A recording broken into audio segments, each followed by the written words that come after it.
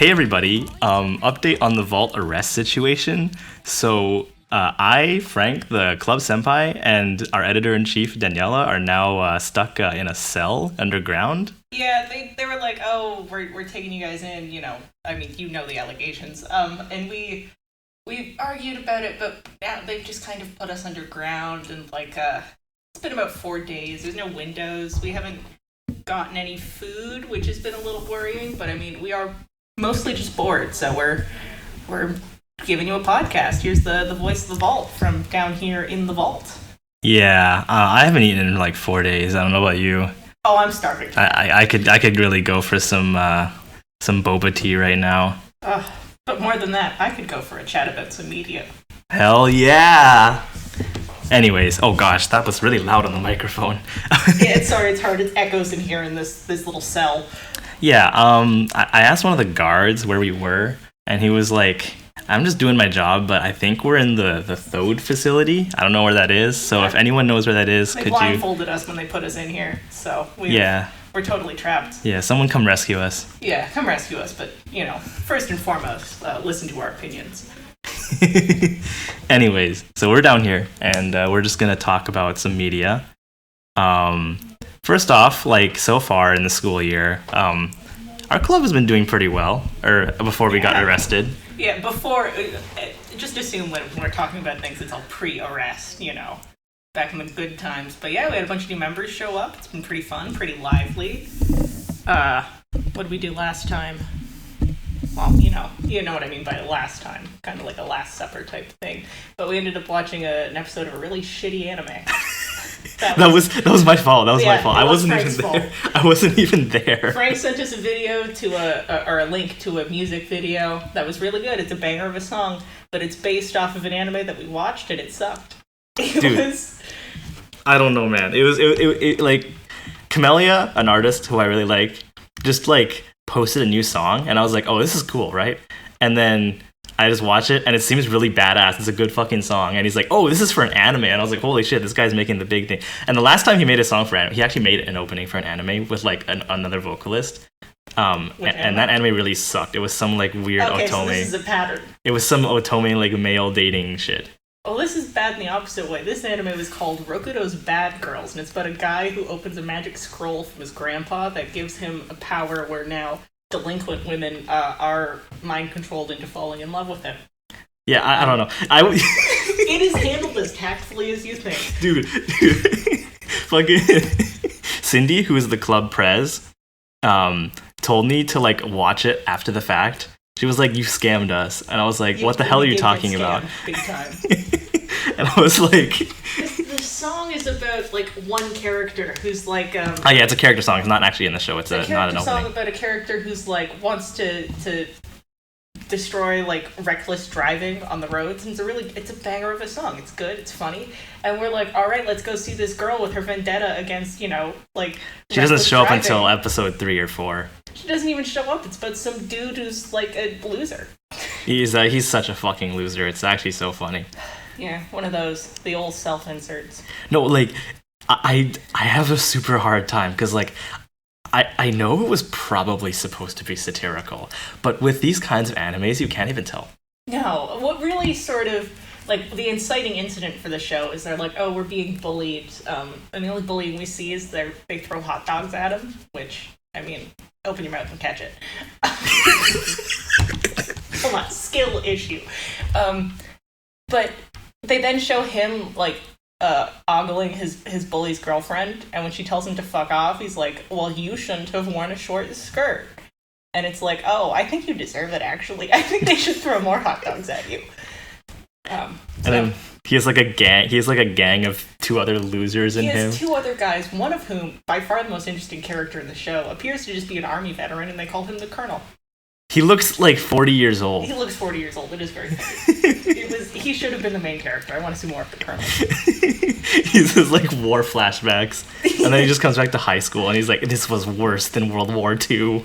Yeah, they're throwing hot dogs at me. It's like I'm in the trenches.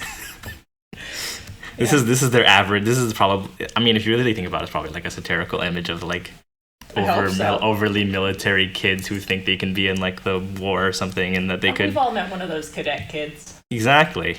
And it's even funnier when they're Japanese because they think about committing war crimes. Yeah, isn't that fun? I described this anime as what if like someone watched Tokyo Revengers and was like, what if it was more sexist? What if we could make it like worse to women? And then we have to have the the Tokyo Revengers conversation. But I have not seen that show. It's like I said, it's a pretty good show. It's not bad. It's less sexist than this one. So that's a point in its favor. It just has that unfortunate use of the manji symbol, which is like... Oh, what's the... Is that the Buddhist swastika? Yeah. It's using in a Buddhist context. Like, they're called the Tokyo Manji game. They, like, their uniforms have, like, different, like, Buddhist quotes on them. Like, it's used in that context. But it is also, like, on their armbands. And there's, like, in the second ending theme for, like, the first season, it's, like, on a black and red flag. And it's, like, stuff like that where it's like, yeah, I'm not... It's a little too close. What? No. What? Was there any reason to, like, put it on? Okay, armbands maybe, if that's, like, part of their it's uniform. like, you know, when it's like, okay, it's placed there on their uniform. It's one of those things where it's like, there's an argument to be made about, like, you know, this is a cultural thing that existed far earlier. But then it's like... But the armband and the color scheme. The color scheme, the fact that they're a gang of delinquents using this as their symbol, and then, like, I don't know, the fact that Japan, which side Japan was on in World War II, and, like, all of these factors kind of come together, which, you know, hazards of watching anime. That's true. I remember back when I had a okay, why am I doing this? We already had an episode about gacha games, but I remember... It always comes back to gacha games, baby. That is the... I just want to mention this because you reminded me of that, but, like, back when I played Azur Lane... you could just end it there. By the way, that game's fucking awful. It's, like, the most horny bait thing in the entire universe. Have you seen the like, what's it called, Nikki? Oh, yeah, there was the Nikkei? Yeah. Oh, my God. I know people who play that, unironically.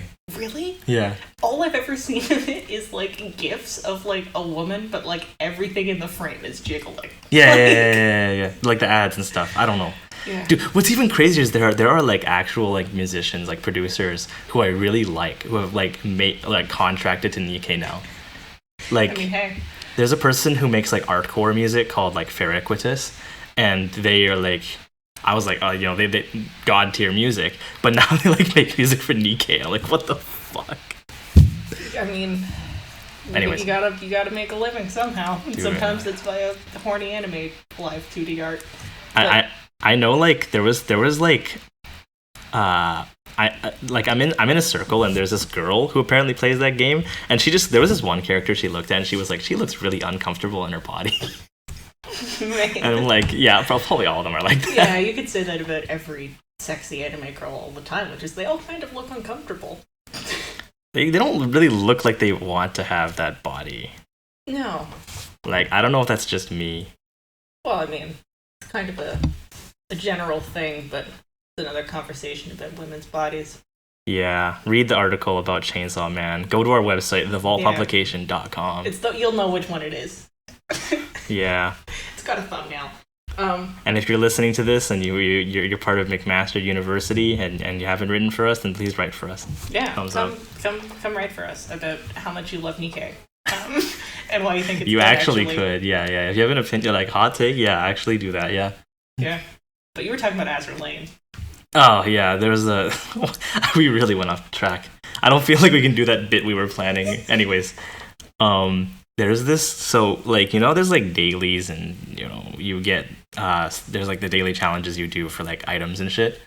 Mm-hmm. The icon for one of them, I know they removed it since then. The icon for one of them was like one of the fucking like lolly Japanese ships doing a literal Nazi salute. Oh no! And I was like, I literally posted to Twitter. Obviously, like my Twitter is piss low and nobody looks at it. But I was like, Yostar, what are you doing? Explain this. It's a Yostar game. Well, I have my grief. I like Arknights. I have an Arknights charm on my bag as we speak. Arknights is fine. Arknights. Well, the character Lapland, because the term Lapland is she's named after a region in Finland. Yeah, region in Finland. That is named after a derogatory term for the indigenous Sami people. Oh yeah. And you'll see people like just cutting the land out of her name and just like, oh, here's my art of like my favorite character, and they're just like throwing around a word that's a really derogatory like ethnic term, and they just have no idea, and you're just kind of like, man, this one sucks a bit. That's kind of sucks that they named a funny anime girl this. Yeah. I can't think of ones off the top of my mind, but there are definitely like a lot of examples of cringe that are in that fashion, like doing something offensive, even like just because they don't really know and they just thought it sounded cool or like something. Yeah. Well, I mean, Italia exists. Cast a psychic bolt towards everyone who was like me when they were 13 and went, oh, what's this show? If like country balls taught us anything, it's that you shouldn't reduce entire nations to like funny characters of any kind. Well, specifically, like even if you did, just not these ones and not in this way. Yeah. That's our political commentary. That's our political commentary it's our for the political day. Commentary from the vault. Anyways, before we move on, was there any? Do you have any like good media things that have happened recently? We can do the segment. We can do the segment. Yeah, that was our grievance. That was a really, really long grievance. Our segment was that. A different grievance. Oh my god! I'm stealing this from the Where Do We Begin podcast. So I'm sorry. I mean, you can't arrest me. I'm already in jail. But we're stealing grievances and joys, which is like, what's your grievance from the week and what's your joy from the week? And for us, it'll be like a longer time period because we're stuck here so long. Yeah, well, I mean, we'll approximate what a week is, but there's no sunlight, so it's kind of hard to count the days. But anyway, my grievance is with No More Heroes, the video game. That's pretty old, isn't it? Yeah, I've recently got into like a bunch of streamers that I like or have all been talking about it nonstop. So I got into it kind of backwards. I played Travis Strikes Again, which is like a 2.5, and then I played 3, and then I played 1, and now I'm playing 2. That's the game with like super flashy like. Yeah, it's got a really animation. Unique visual style. It's by Grasshopper Manufacturer and Suda51, who's like a game developer who's like. He's got a really unique style, and it works. It's really good in a lot of ways. I'm playing No More Heroes 2, and I don't like it because it has a visual style that is much worse, and is just kind of all around not as good. But my grievance is with the ending of No More Heroes 1, which has a twist ending, but annoyed me because it didn't really commit to its twist. It did a twist, but it also wanted to like satirize like.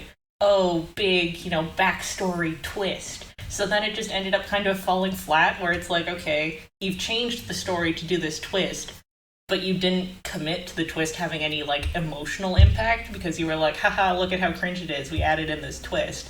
So then you're just kind of like, what happened? Well, are you serious, or are you not serious, I guess, yeah, right? Not being able to pick a side. Don't let insincerity detract from the end thing that you're putting out, especially when it's like a game like No More Heroes, where it is like it sort of lives and dies by how committed it is to the bit and whether or not you as the audience like the bit. So that's for some reason I feel like I know No More Heroes was like mentioned in a lot of like old YouTube videos I used to watch, but I actually don't know anything about it nowadays. I remember I remember watching a video. Someone must have mentioned this twist you were talking about, because I know that it was like a big part of like, people were like, shitting their pants about it. Yeah, it also sucks because then you start No More Heroes 2 and they just like don't do anything with it. Oh. And you're like, come on, man, why'd you do that? Okay. But I mean, hey, the games are pretty fun to play. I don't like 2, but 3 was pretty good, and 1 was pretty good.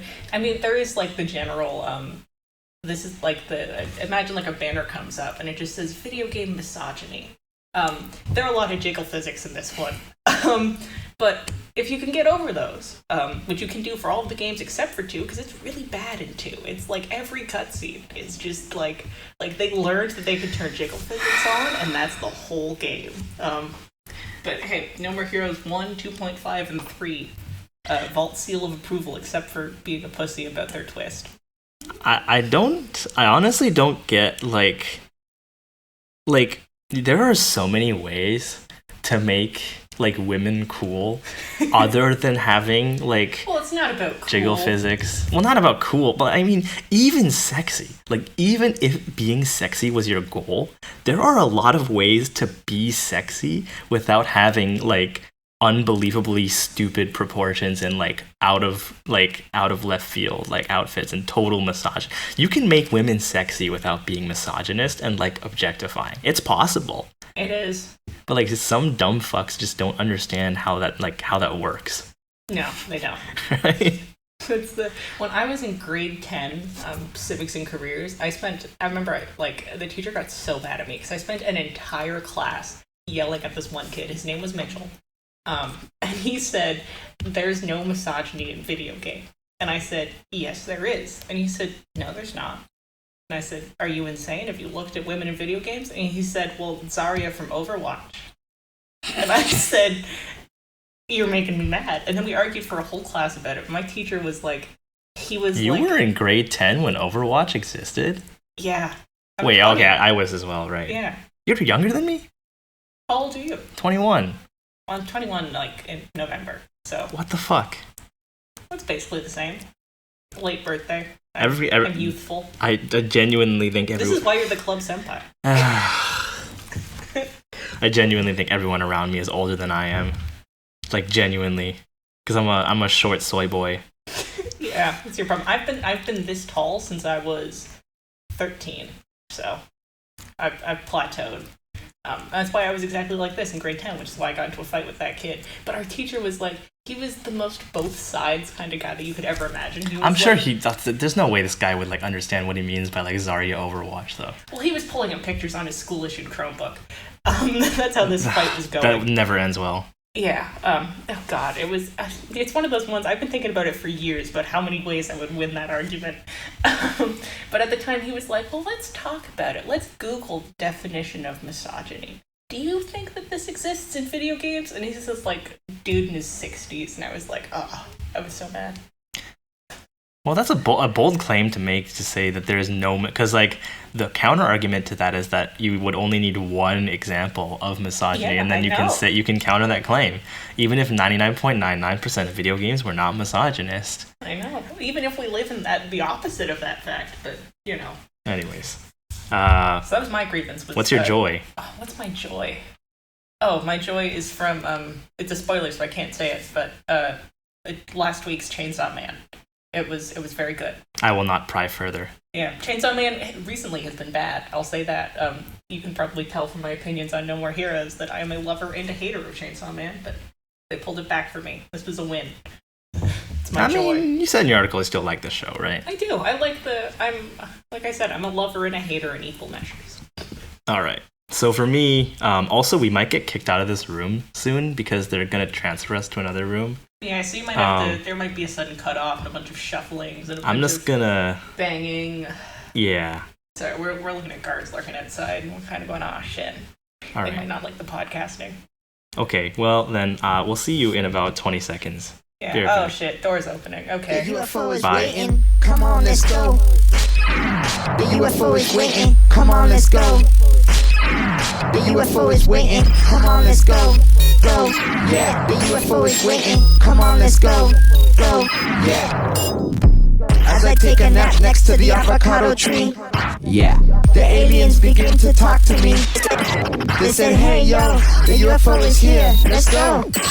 Do you understand? The UFO is here. Let's go. Whoa. That was kind of rough. Yeah, my arms hurt. I hate when they do that. Yeah, they kind of manhandled us and just threw us into a new cell. Still no windows. But you were talking about your grievance. Yes, right. We're gonna get back to that. Okay, so we start with grievances? We start with the bad news? Yeah, you do your grievance and then your joy. This is just how they do it on the Where Do We Begin podcast. All right. Dude, in terms of media, what would I say a grievance about? Maybe, okay, I recently finished watching Death Note with Cindy, and It was a good show. It was like the first anime I'd watched in a long time as well. But I completely understood why people like really shat on it after like episode 25, because it was like they couldn't figure out whether they wanted to commit to it being a longer series or to be like a regular sort of like Shakespearean tragedy. Because they could have ended it and just made it a Shakespearean tragedy at the 25th episode, which is actually what they did with the musical, which Cindy went to see in London, like London, UK, over the summer. And they just cut it off there, and it's perfect. But then like, oh no, but we need more characters. We need it to go on longer, long con. And they're like, oh no, we can't do this forever. And they're just like, okay, fuck it. See, I understand completely what you say. I call it the Jujutsu Kaisen principle, because that manga got mid as fuck. But with Death Note, I do love that blonde bitch in the leather jacket. I think he's fantastic. He has no reason to be there. What blonde bitch are you talking about? Mellow. And then I realized you were talking about a guy. Yeah. And I was like, oh yeah, Mellow. Look at him. He's a blonde bitch.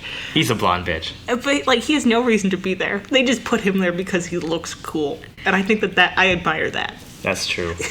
No, but like, it's true. It's like, I wish you're like, why is this guy in Death Note? He doesn't seem like he should be in Death Note, and he shouldn't. And he's not like a significant character. No, he doesn't do anything. Like in the end, he's like, oh, he was really important all along, yada yada. But it didn't feel important. No, he was just there. Like, he didn't have a real role. He was just there, and he was like, he looked cool. And he was basically used by the main characters to look cooler. Yeah. Anyways. Yeah. Don't you love when a series just goes on forever? Yeah. What I'm saying is that what I thought would happen was that they just keep adding more and more characters, and Light would just like flaunt and like completely go like bozo over all of them, and then like they'd be able to end it somewhere where it made sense, and it was just getting too far. But they literally got too far on like the first arc after the.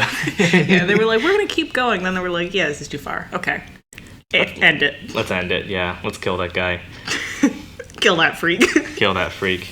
I'm surprised a lot of people think of Light as like a good guy. There's like a lot of people I've seen on the internet. It's the same with like, it's not exactly that he's good, but it's that, well, there's two things. There's the way that people in general think about criminals, and their concept of like, crime, which is like, oh yeah, he killed criminals, he's good. And it's like, you don't know very much about the justice system. And there's also like the Patrick Bateman style stuff where it's like, look at this guy, he's so manipulative, isn't that awesome? And you're like, no. No, it's not. No, it's not. But it's like, these people don't know, like, if Death Note was set in the US, like, oh my god. Oh, just fucking imagine, like, this guy was like, I'm going to kill all the criminals.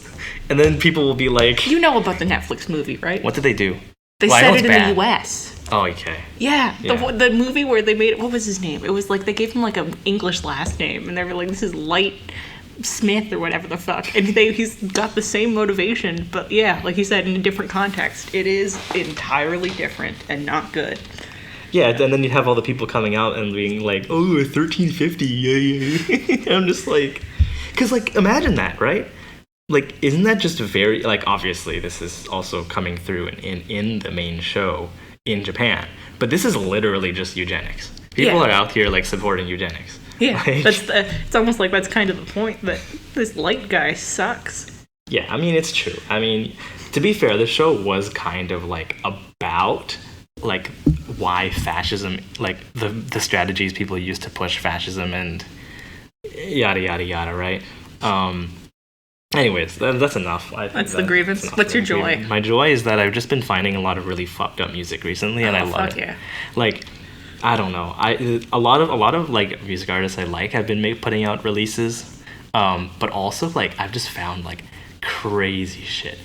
Like, I wrote an article about Kebris, which is on our Vault publication website, by the way, who is like, like god of sound design, electronic producer. He like literally an alien, and he died in 2018. Rest in peace.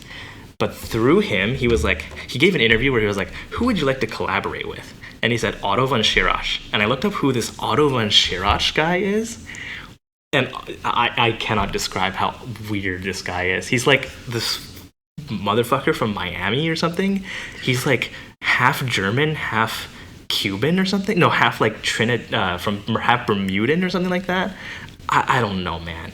And he's like used to make like really unhinged like breakcore electronic like IDM music, whatever. I don't know. I'm losing viewers right now. But like he also makes like weird hip hop. He make like because he's inspired by like Miami hip hop as well. So he makes a lot of songs where like it sounds relatively normal, but with like larger basses and random sounds somewhere. But like you look at what this guy actually does, and he has like freaking giant like machines, granular synths and like modules just like thrown together to make like really fucked up alien sounds. But he also just like making like really sexualized like Miami hip hop. Dude, he's making hip hop with a contraption. Dude, I don't understand. It's like this guy is a genius. Everyone calls him a genius, and he has 9,000 subscribers on YouTube.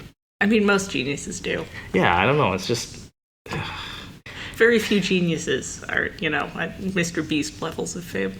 Yeah, exactly. I don't know. If you want to look him up, he's called Otto von Schirach. It's a German name, whatever, or something like that. I fucking whatever. Dude, I've been the opposite. I've been re-entering my normie era, and by normie I mean listening to Italian pop music. That's not that normie by Well, see, North it's American normal standards. for my life because everyone, like my whole family, grew up listening only to Italian music. So this is just like the norm. But yeah, I've been really getting into Fedez lately. I like his most recent album, and I've been listening to Marco Mengoni, which is weird for me because normally I still have my niche cred. We'll talk about it. We'll talk about it. But no, my music problem is that I'm the only person I know who enjoys listening to like anime idol music. Because I poisoned my brain with Love Live, School Idol project. It always comes back to Gacha games, baby. Yeah. But it turns out if you play a rhythm game enough, you start thinking about the songs all the time, and now I just like them. And I mean like the obnoxious shit. Like I mean like. Okay, but like that's just. I mean, we'll get to this, but that's basically me as well. Like that's what happened to me. Yeah, don't play rhythm games, kids. It'll forever change the music that you like. No, it's true. When I was a kid, I'd like clown on like weeb music or like even or like electronic music in general too. I'd like be like, ooh, dubstep is just wub wub wub. I listen to real music, like classical music. But then I discovered like Toho, and then I started playing Osu, and then like gradually I just like got into like that other music. And I was like, this is the shit I used to hate, but it's like it's pretty banger. See, I was the opposite because I grew up like I didn't listen to normal music. I didn't listen to the same music that everyone around me did. So I got a complex about listening to weird music. So then I just wanted to find weirder and weirder music, which I succeeded at. But it turns out normal people don't enjoy it.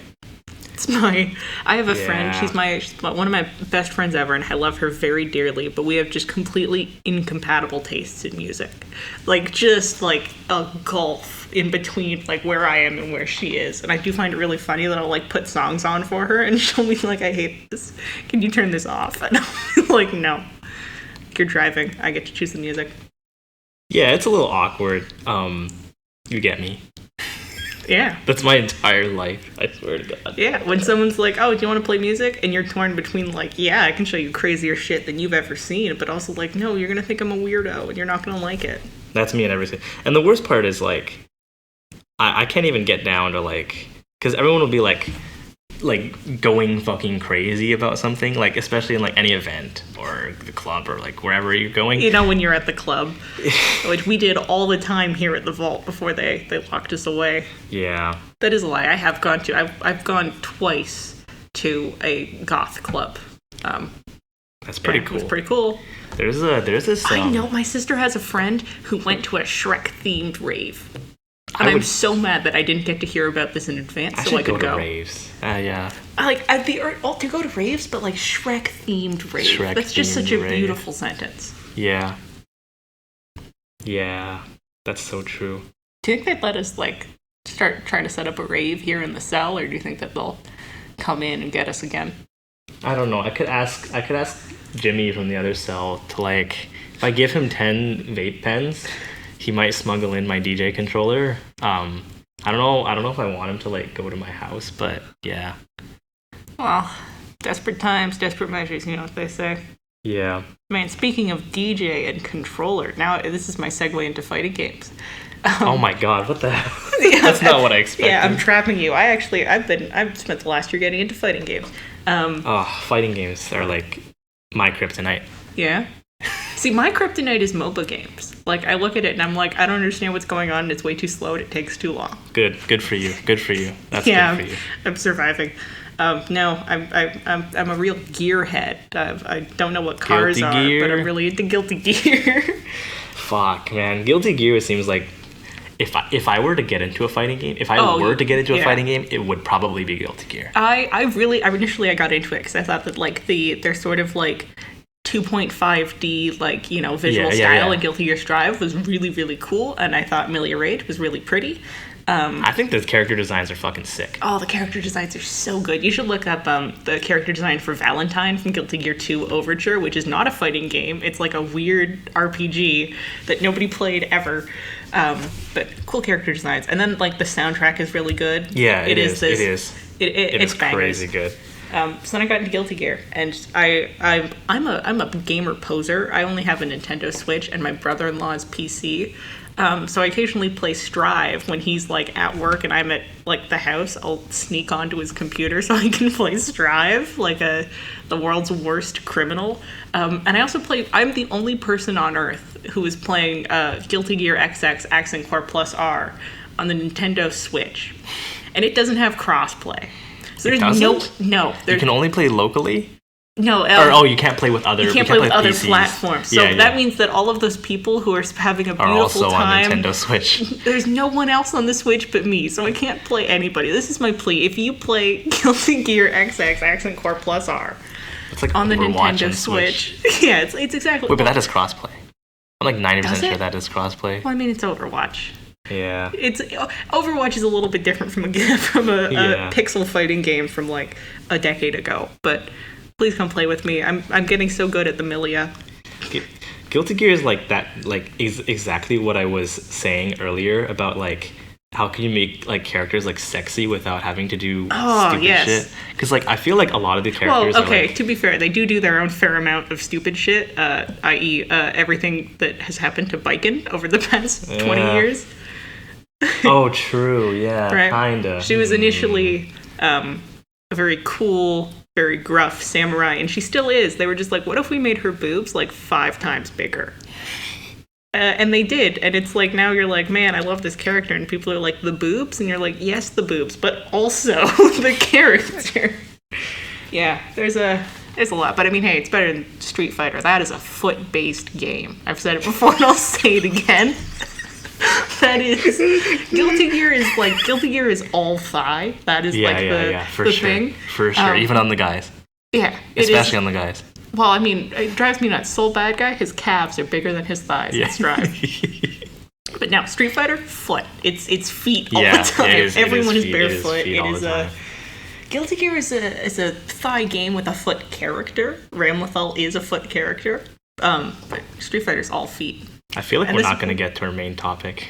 Well, this was the end of my segue. It's just we come back around talking about DJ from Street Fighter, who is barefoot. And that's the closed loop, because we started with DJ. Yeah, okay, we ended that's with fair. DJ.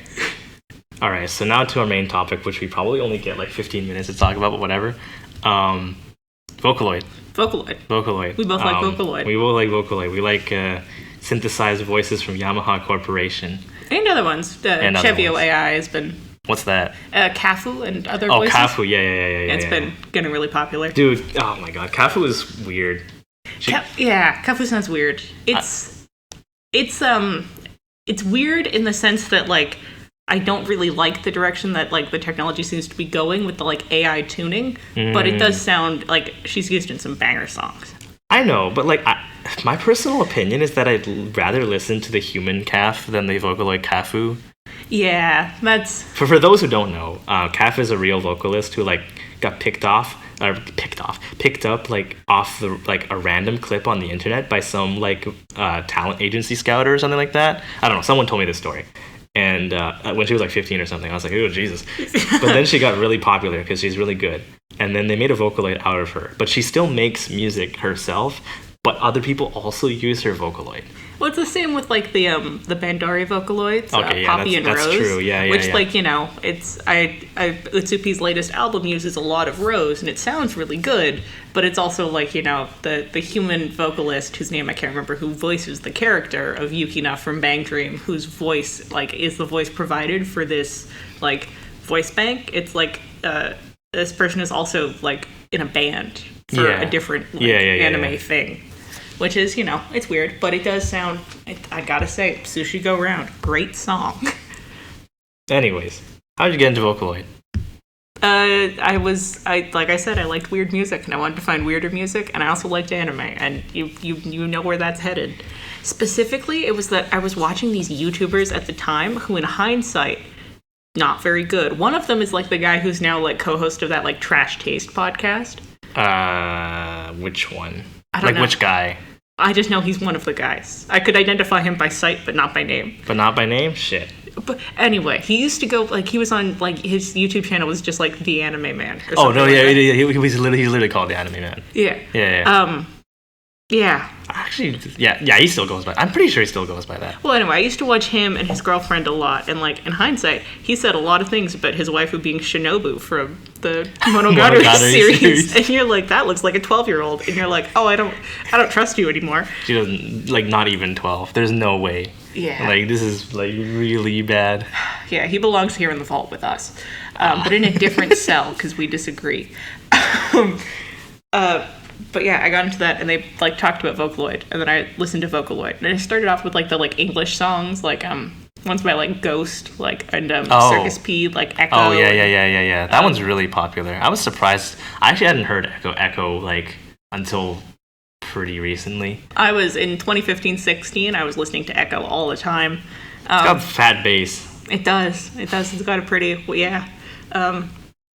and then after that, I got into like, you like start like learning what the popular songs are, like Matryoshka, like Rolling Girl. Yeah. But you don't really know anything about producers. It wasn't until I heard, it was not like that long ago, it was Pinocchio P's What's Inside. That song made me really get into Pinocchio P and like, I don't know, look at him as a producer and a musician in his own right, instead of just like this amorphous anime thing that all Vocaloid kind of was to me. And then I got really into shit. Right, because at the beginning you don't really care who made the song. No, you're like, look at this song by Hatsune Miku. Look at this song, yeah, exactly. But then you're like, oh, this song is really good. Oh, this artist does a lot of these songs. Oh, I really, really like this guy. It's like rappers and producers. Yeah. People are like, oh, I really like this beat, and they don't even know the name of the producer. Yep. Because like 80% of the time, it's not the rappers that make the beats. Yep. Sometimes it is, and that's cool, but... No. That was another thing we did in the meetings in the the pre-arrest time, was listen to very bad SoundCloud rap. Oh my god. That was fun. I think that was an old friend of mine. We listened to his rap. He doesn't know. He doesn't know like how much I've shared his music to people, Yeah, you're carrying his career. I'm carrying his career, dude. Go. Yeah, I'm not gonna mention his name. No, we can't. But back to Pinocchio P.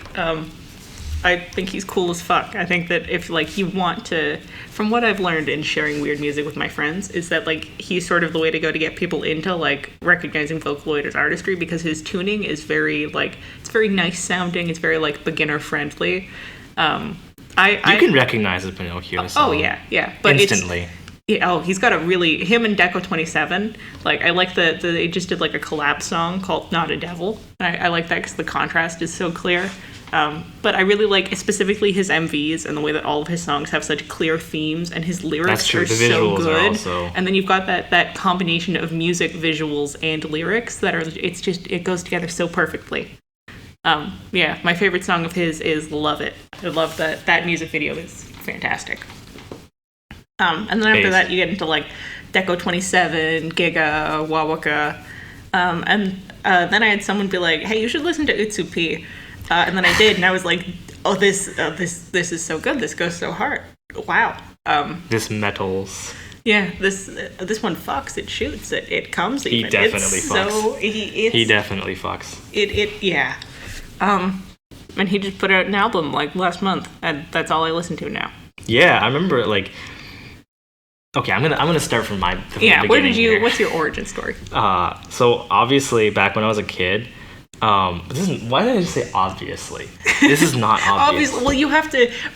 What I've learned about anime and probably Vocaloid too is that if you don't like permeate it into your mind before the age of like 15, it just doesn't take. Yeah, well, of course, yeah, that's true. You have to be indoctrinated as a child. The first like weeb media I was ever into was Toho, which I don't know if that's normal or not, because on one hand, like 90% of people who like anime nowadays don't know what Toho is. Yeah, I was gonna say I'm the opposite. I've only like just this summer started learning about Toho. But on the other side, like, it seems that there's a lot of kids who really get into it as kids. It's one of those weird anime media that actually, for some reason, is really well liked by like super young kids. It reminds me of something someone said about Squid Games, which is it's not for kids, but it's perfect for kids. Yeah. Well, it's like a ton of characters, good music, they're all girls, like, you know, yada yada yada. For me, like back in the day, I would play like fan games all the time too, and Toho themed Minecraft server, where someone told me about Osu, kind of like it's free and you can play Toho songs and stuff. I was like, okay. Fast forward, I'm like playing Osu and I only played like. But it was inevitable that I would find something that was Vocaloid. Yeah. And then I was like, wow, this is cool. And then I had some friends who also liked Vocaloid, and I was like, wow, this is cool. The overlap between like rhythm games, Vocaloid, and Toho is really cool. I went to an arcade over the summer huge. with my dad. It's massive. That's and they had, like literally who we are. One like DDR type machine, and it was like the only songs on it were K-pop, Vocaloid, and Toho. Well, I mean, like, that's probably Pump It Up. Yeah. Which is the diagonal panel one. Well, the X-shaped panel. I've been really into that recently. Guess why? Guess why? I brought my dad there so I could play Street Fighter 4 with him because they had a single Street Fighter 4 arcade machine. Yeah. And then I was like, "Oh, come play the dancing game with me," and he was like, "My ankles hurt." They have one at Rec Room Mississauga, along with the dance game. So I went to the Rec Room in Barrie. Oh, okay. Well, I'm pretty sure the Barrie one also does. They all have the same games in like all the Rec Rooms. Dude, we should do that with the club whenever we get released. Take the Go Buzz all the way to I mean, I do that like weekly. Wow. Yeah, it's only 40 minutes. It isn't bad. Anyways, yeah, rhythm gamer. That's me. And the problem is I can't really pinpoint exactly like one song that like really got me into it. Like, I know some songs that I liked that I know were like pretty iconic charts in Osu back in the day. Like Idola no Circus, or like, I know there was a good chart for Machioshka. I know there were like really good charts for the Heisei project and the Kagero project, which are like probably my favorite things, by the way. I've never gotten into the Kagero project. There's supposed to be a story. I watched the anime. It was like the third anime I ever watched, the Makaku City Actors. Wow. It was about like the storyline of the Kagero project. I don't know, I just like the songs. They were really good. I don't know. They had a really youthful energy. I don't really know how to explain it. Just kind of feels free.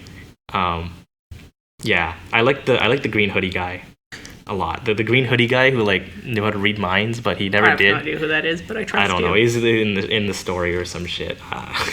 And then Heisei Project was another thing where like the whole storyline was like terrorism. Yeah, you got into terrorism? I got into terrorism. The whole storyline was literally like a bunch of people who wanted to commit terrorism or something. And the reason it was called the Heisei Project was because, you know how Japan does their calendars in like eras? Yeah. Right? Back then it was the Heisei era, which means peaceful, right? Oh. And they were like, let's end that. Oh. On a side note, they actually have changed the calendar. It's now the Reiwa era. Oh. But, you know, maybe they succeeded. I mean, we don't know. But they had songs that were like literally just about terrorism, and it was cool. Cyber terrorism specifically. Oh, well, you can't. Cyber terrorism is fine. I don't remember specifics. This is why we're in jail. This is why we're in jail. I'm currently working on an article about Gundam and its like portrayal of war, comparing like the 1979 anime with like Witch from Mercury. And like which from Mercury is running it's right about now, right? like it just finished. Good anime. They gave it half the runtime that like normal Gundam shows get. Aww. So if the last like 12 episodes are like super rushed, but very good show. And it has like a really nuanced portrayal of terrorism. So look forward to an article about that whenever you finish it. Yeah, whenever they let me back out of here. Yeah. Probably after reading week. Yeah. Well, I mean, if they keep detaining us for too long, we'll just die. But like, yeah. And then because I'm so like electronic build, I became like I really like Giga. I just love Giga. I also got into Giga. He's a very good producer. Well, in 2019, I had my Giga phase and my Real phase. Dude, Real is so like Real so is so good. Yeah. I feel weird saying that. I mean, hey, own it.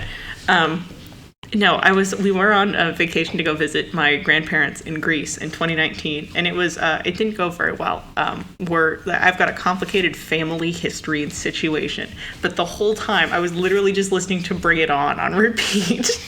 Like, it's just associated with like being like, you know, in a car on an island in Greece with my grandparents fighting. That's how I feel about the Kagero project. I listened to that a lot when we were on like a vacation in like PEI or something. Yeah. So I associated with PEI. Yeah, it's fun how songs will do that for you. Yeah, you know, a memory association. Oh man, now I want to talk about Project Sekai. Yeah, of course. I like Project Sekai a lot. I was into Vocaloid first, so you know I'm one of those snobs. I mean, most people who weren't are like kids. Yeah. Yeah. That is precisely the thing. Like if you didn't already know what Vocaloid was, you're probably a kid. Like if you didn't know what Vocaloid was before you played Project Sekai, but you're into Project Sekai, then you're probably a kid. You're like, it was very cute when I was at Fan Expo this summer, and there were just like little gangs of like Project Sekai cosplays. And that's cute. I wish I had friends to do that with when I was like 14. That's awesome. Middle schoolers are so like such weebs nowadays. This is unbelievable. It is nuts. It is like the weeb stocks have gone up. I'm so mad. We were weird back in the day. Oh, yeah. When I was like 13 in Bracebridge, Ontario on Balls Drive, I would like dream about like, man, one day I'm going to have like a laptop where I can watch anime. I'm going to be able to go to a convention. And now I've fulfilled all my dreams. So it gets better, kids. Yeah, for me, it was I wanted to play arcade rhythm games.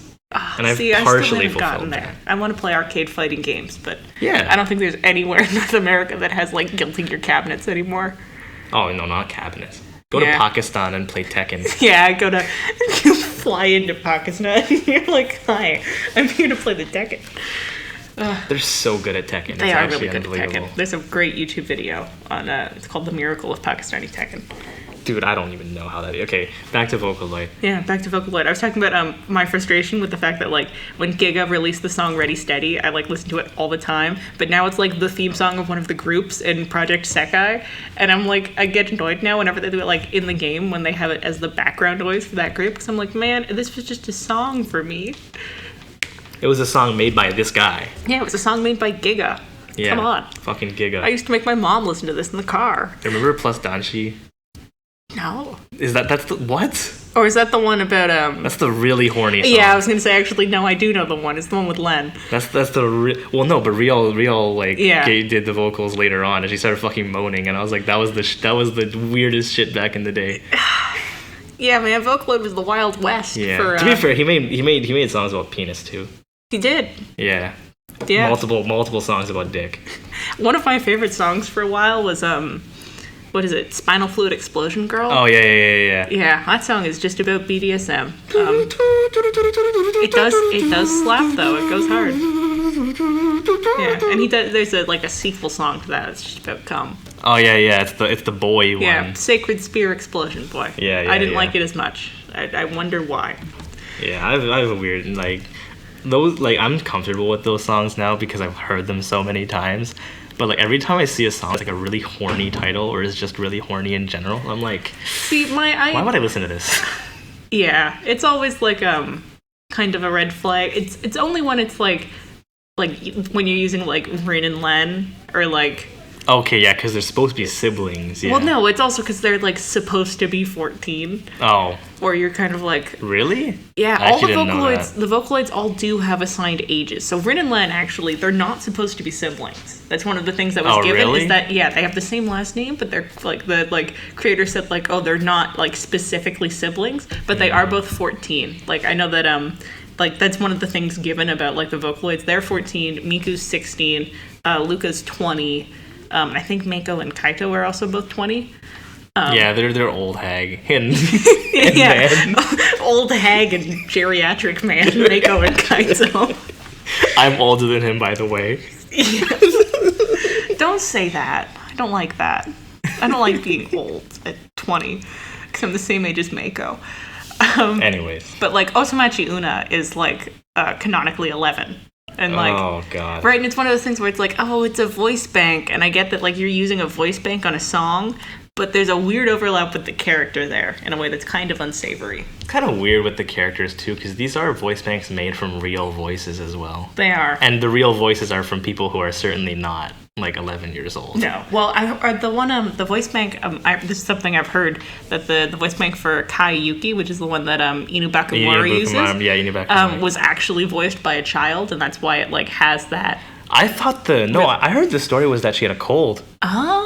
No, I'm like 90% sure that the story was that she had a cold. That would be way better. I Maybe like that story maybe much it's better. both. Maybe it was a child with a cold. Hopefully Yeah, it was an maybe it was adult a child woman with a with a cold. cold who was compensated for the use of her voice. No, but like I'm like I don't remember where I heard this, so Well, I mean, please hey, don't neither take do my I. word for it. But like someone told me, We're trapped in a Somewhere, cell. We're like- not fact checking anything. yeah, Kayuki was just had a cold or something. I hope so. And I actually, mean, the voice sounds cool. Inu Bakumura uses it. that ended up being like the most appealing part, which is really funny. Like the fact that Yeah. it sounds sniffly. Yeah, kind just sort of like sniffly that. and, That it's got that weird quality to it. Yeah, it's got like Kind of that's, scratchy. yeah, exactly, and that's why it works in all of Inabakumori's songs with the sound font that they like specifically use, because it gives that sort of melancholy feel. Yeah. I don't know. Flag Train, really great.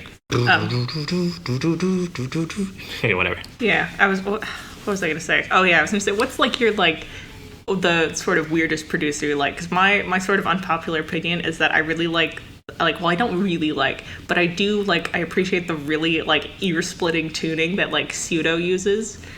Who's that? He did one of the endings for Chainsaw Man 2. He does like Shuto. singing. Yeah, I think I know that name. it's like SYUDOU. Yeah. Yeah, Shudo. Yeah. And his I got into him with the song. Why can I not remember the name? I know this. Oh, Cute na Kanajo, the cute girlfriend song. Oh, that one. The one with Kapu. Yeah. Yeah, there's that one. There's a sequel called Karashi no Jude. And there's a like I know that. It's a trilogy, those and the last ones. song is like every Those are song. like unhinged. Those are really the unhinged. last one, Day by Days, like it is like I said, it is ear splitting, but I appreciate it. Yeah, I remember that. Yeah. The art is also really I've cool. heard of those. Yeah. I know that because there's also like there's a guy who was like super into every Vocaloid. He makes like Osu charts as well, and he's made like really fucked up charts for those songs. I know they're like the bridge and fill parts between verses are like the most fucked up thing you'll ever hear in your life. That's kind of weird because then like the verse and the chorus sounds like really not fucked up in comparison. Yeah, I Which like is the weird. specifically in both like Cute the Nakanajo and Karashi no Jude. There's both like in the second verse. There's this bit where it's just like clanging noises. Yeah, the but clanging it's so noise. good. The clanging noise in Karashi no Jude is my favorite part of the song. My favorite part of the song in Day by Days is just when it gets like they do like they shift an octave up from where they've already been. Yeah, it is. One of the worst moments of my life is when I played Rolling Girl in the car for someone, and they said, "Why does it sound like Alvin and the Chipmunks?" That's not even like That's not even like a chipmunk sounding song. That's not even close to a chipmunk sounding song. See, these people, they don't even know how high it can get. Okay, let me think. Here's the thing. I feel like every Vocaloid producer is like already really popular.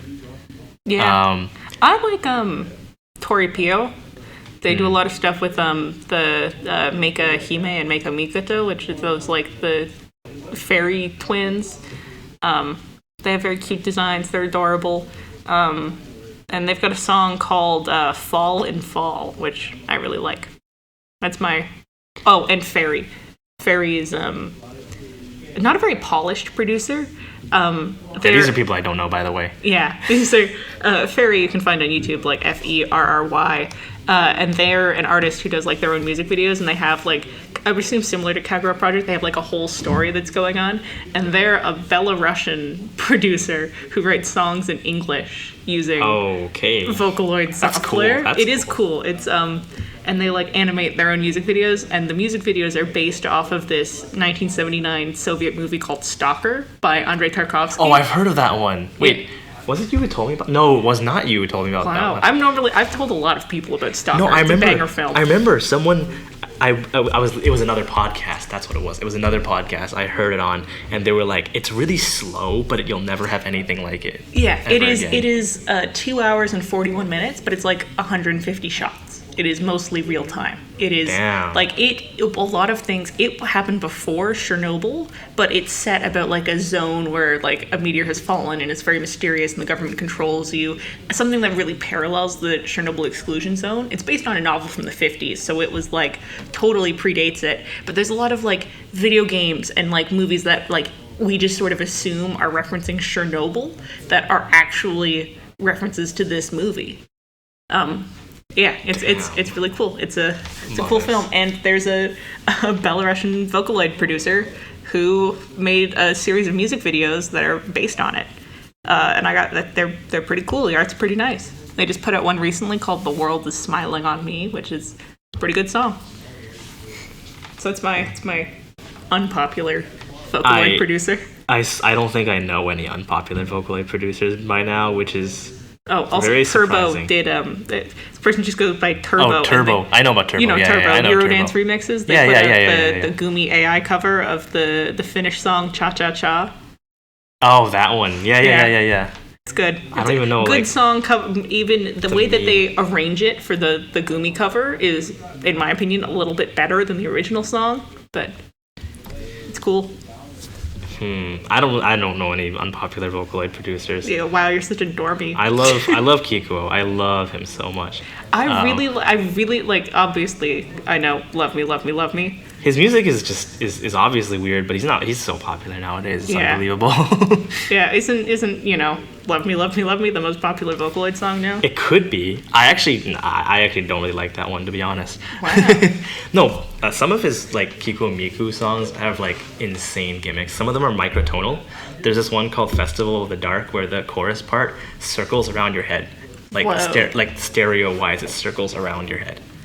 Yeah, that is an insane gimmick. Yeah, it's amazing. Yeah, if I had to say maybe old Camellia. I know Camellia is like the most popular rhythm game producer ever now, but like back in the old days, like when he first started making music, his first like 3 albums were all Miku, and they weren't like super hard electronic. Wow. They were just like McMaster inspired, like semi-electronic, like rock-ish songs, and they were really good. They give me a feeling I don't like have replicated anywhere else. I don't really know. I don't really notice. And it seems like anyone who knows about Camellia doesn't really know about his old Miku at all. And he doesn't use Vocaloid at all anymore, which is just I don't know what happened to him. It was like I mean, that is kind of common. Like, Kenshi Yonezu. Yeah, okay, yeah, but if he was so talented, why didn't he just do it in the first place? Yeah. Well, he stopped and was like, hang on, I'm going to make some of the most iconic Vocaloid songs. Yeah, that's and then I'm going to go have a gigantic, huge career. Yeah, doing my own voice. Yeah.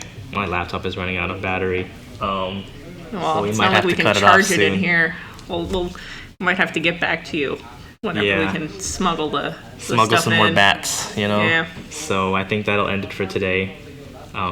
Please listen to Vocaloid music and check out our website. Go listen to Vocaloid music. Go listen to Pinocchio P and Utsupi. They're my favorites. Oh, I didn't even say anything about Utsu. Okay, it doesn't matter. Yeah, Utsupi is good. That's all you need to know. He's good, yeah. And if you have no idea what anime or Vocaloid is, lol, have fun. Yeah, type it Vocaloid into your internet browser. Yeah. That's my recommendation for you. It's my last wish. Okay, well, we'll see you next time. Yeah. Sometime after reading week. We'll Actually, I still think be here. this might be released after reading week because we're not out of the cell. So, Well, whenever it comes out, it comes out. yep. Peace. もしもあなたが私を深い世界に入れて沈めて眩しい日差しがやっとかけてくれたら Sing for you I sing for you I sing for you Why do I raise and I sing for you I sing for you I sing for you I sing with you